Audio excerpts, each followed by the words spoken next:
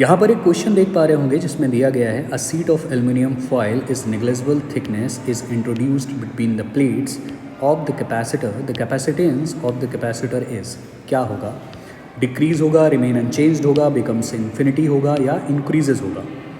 मतलब इन्होंने बोल रखा है कि दो पैरेलल प्लेट कैपेसिटर है, तो यहाँ पर हम लोग सबसे पहला जो हमारा ड्यूटी रहेगा वो एक पैरेलल प्लेट कैपेसिटर आपको दिखाना पड़ेगा। तो एक नॉर्मल सा पैरेलल प्लेट कैपेसिटर बना लिया। और कैपेसिटर के बारे में आप लोग बहुत पहले से जानते हैं, आपने अपनी एनसीईआरटी में अगर आप 12th के स्टूडेंट हैं तो पढ़ा होगा। सेकेंड चैप्टर में the name of the chapter it's electrostatic potential and capacitor. So वहाँ पे आपको दिया गया है एक पॉजिटिव प्लेट रहता है और एक नेगेटिव प्लेट रहता है,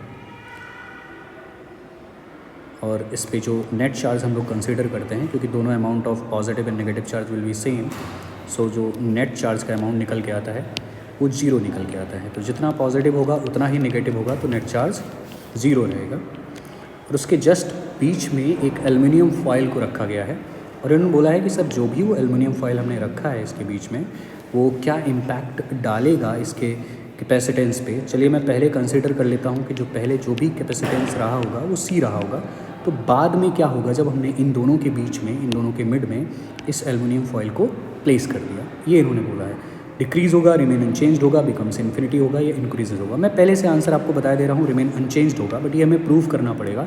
ऐसा क्यों?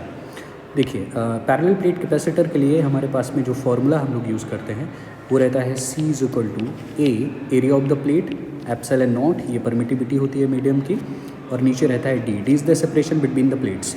जो दो प्लेट्स हैं इनके बीच का सेपरेशन होता है D।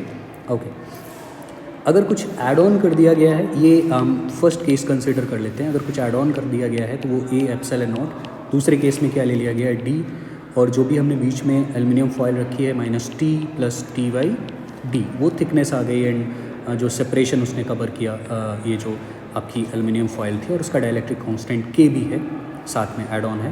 पहले कुछ भी नहीं रखा था, यहाँ पर देख पा रहे होंगे पहले केस में कुछ भी नहीं था, तब ये हमारा कैपेसिटेंस निकल के आ रहा था।